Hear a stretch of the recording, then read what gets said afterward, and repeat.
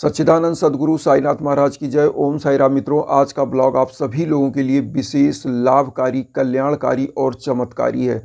खासकर उन परिवारों के लिए जिन परिवारों में बाधाएं आती रहती हैं, उनके कार्य करने का प्रारंभ हुआ नहीं कि बाधाएं आ गईं और वो परिवार पीछे चला जा रहा है। युवा बच्चे हैं, अगर वो कैरियर बनाना चाहते हैं, वो सफल होना चाहते हैं, उनकी योग्यता होते हुए भी असफल हो जाते हैं।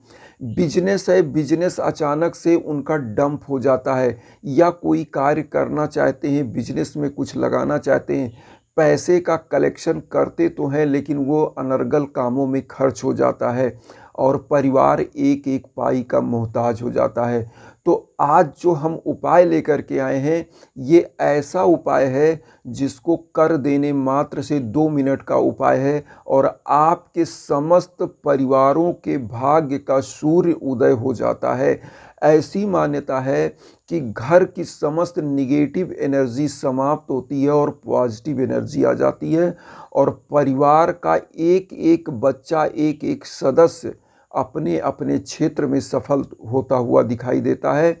उपाय क्या करना है, कैसे करना है, आप ध्यान से सुनिएगा। सबसे पहले तो आपको क्या क्या लेना है हम ये बता दें।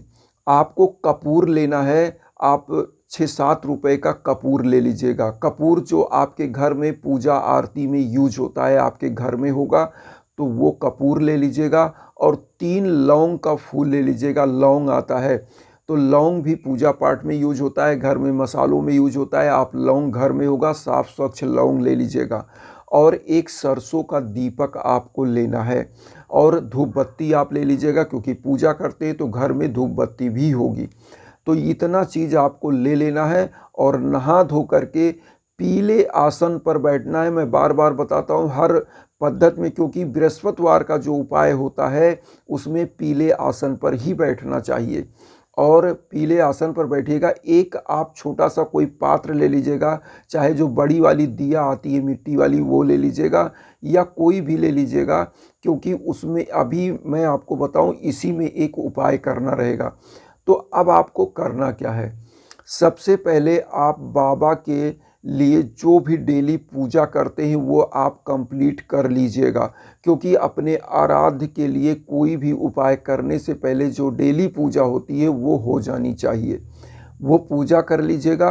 अब आप यहाँ पर संकल्प के साथ बैठ जाइए। संकल्प मतलब जो उद्देश्य से आप इस उपाय को करने जा रहे हैं वो उद्देश्य बाबा से बोलिएगा वहाँ पे। जैसे मान लीजिए आपके यहाँ धन की कमी है तो आप बोलिएगा कि प्रभु हमारे परिवार की निर्धनता को दूर करिए, हमारे बच्चों को सफल करिए, परिवार का कोई बिजनेस है उसको सफल करिए, या घर में कोई मुकदमेबाजी है, कोई टेंशन है, कोई शत्रु बाधा है, ये सब बोल दीजिएगा।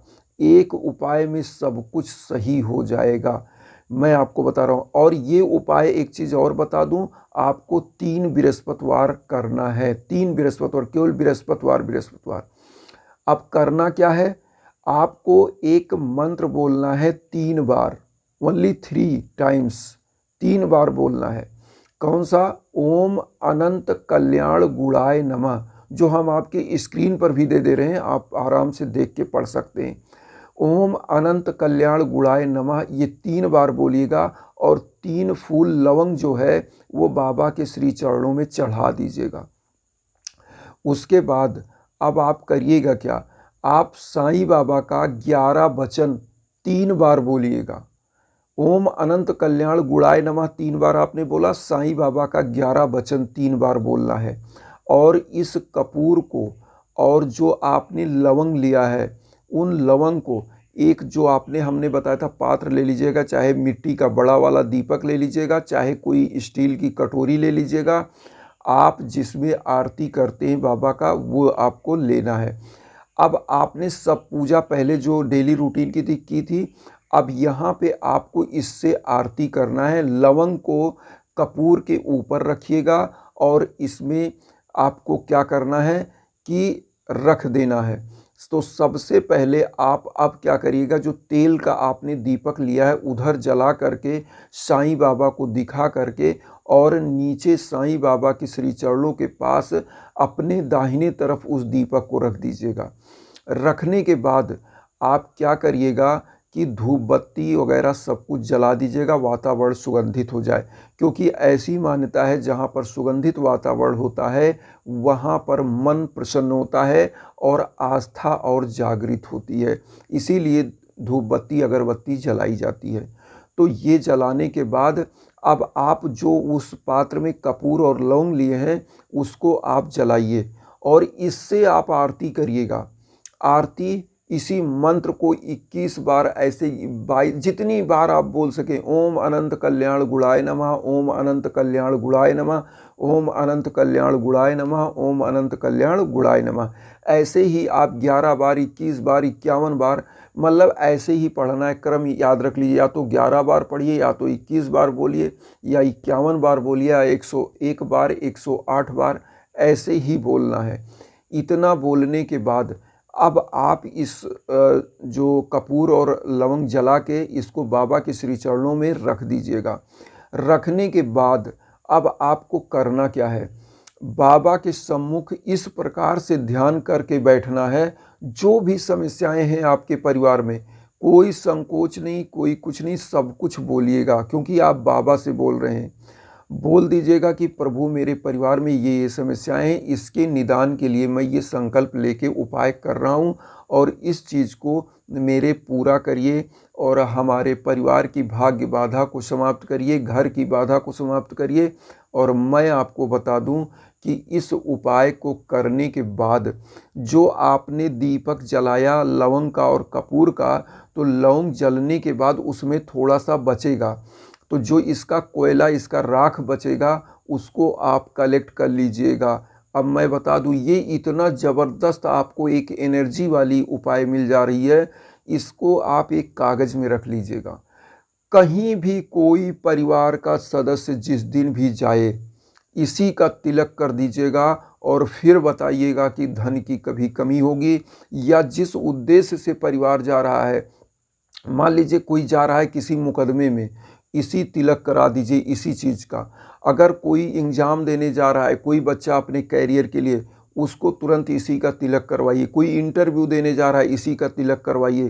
कोई ज़मीन जायदाद, कोई गाड़ी घोड़ा मकान खरीदने जा रहा है, तिलक करवाइए और देखिएगा हर क्षेत्र में ये आपको विजय प्रदान करेगा, किसी चीज़ की कमी नहीं होने देगा।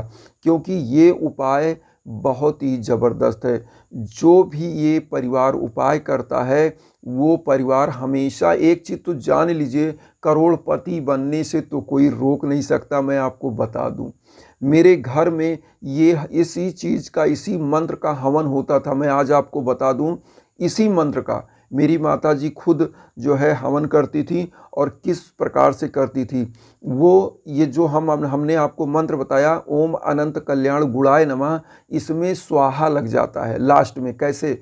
ओम अनंत कल्याण गुणाय नमः स्वाहा, ये स्वाहा हो जाता है। और स्वाहा क्या है, मैं आज आपको इसमें 2 सेकंड में बता दूं।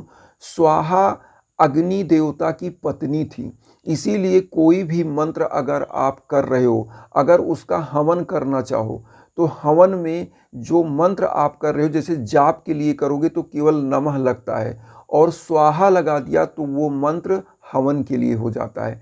इसीलिए अगर आप इसका हवन भी करना चाहो तो 3 बृहस्पतिवार आप इसका हवन कर सकते हैं। हवन में क्या करना होता है, प्रथम पूज्य देवता गणेश भगवान का, पहले जैसे कोई भी मंत्र गणेश भगवान का आपको याद हो, ओम गंग गणपतये नमः स्वाहा, ये हवन में पहले डालिए। उसके बाद त्रिदेवों का हवन करिए, जिसमें ब्रह्मा विष्णु महेश का, ओम नमो भगवते वासुदेवाय नमः, ओम ब्रह्म देवताय नमः, ऐसे करके मंत्र को स्वाहा लगा दीजिए और उसमें डाल दीजिए। उसके बाद आपको ओम अनंत कल्याण गुणाय नमः स्वाहा, इसका 11-11 बार संकल्प जो आप साकल्य लेते हैं उसको डाल दीजिए और इसकी राख को इकट्ठा कर लीजिए अगर आप हवन करना चाहते हैं। और फिर देखिएगा कमाल ऐसा होगा कि पूरा परिवार, मैं बता रहा हूँ, भाग्य का सूर्य ऐसा उदय होगा परिवार का कि परिवार के कोई आगे पीछे, मैं आपको बता रहा हूँ, दुनिया की कोई ऐसे शत्रु आपका पीछा, आपकी बराबरी नहीं कर सकते। और आपका सूर्य जब उदय होगा तो पूरा प्रकाश, पूरा ब्रह्मांड प्रकाशित होगा। इस प्रकार से आपके नाते रिश्तेदार शत्रु भी दंग होंगे कि ये परिवार अचानक से निर्धनता से कैसे ऊपर बढ़ गया। ये उपाय है और इस उपाय को मैं आपको बता दूं, ये उपाय जब भी करिए किसी को कुछ बताने की ज़रूरत नहीं है। संकल्प लीजिए और उपाय के लिए बैठ जाइए, फिर घर परिवार की प्रसन्नता देखिए और पूरे परिवार के भाग्य का सूर्य उदय होगा। इसीलिए मैं आप लोगों के सम्मुख आता हूँ कि हमारे जो साईं परिवार है इसका भी सूर्य उदय हो और हम लोग वसुधैव कुटुंबकम की भावना के साथ जुड़ें। अपना आशीर्वाद चैनल को सब्सक्राइब के रूप में दीजिएगा और उन साईं भक्तों तक वीडियो को जरूर प्रेषित करिएगा जो किन्हीं कारणों से कष्ट में है, दुख में। इसी के साथ ओम साई राम।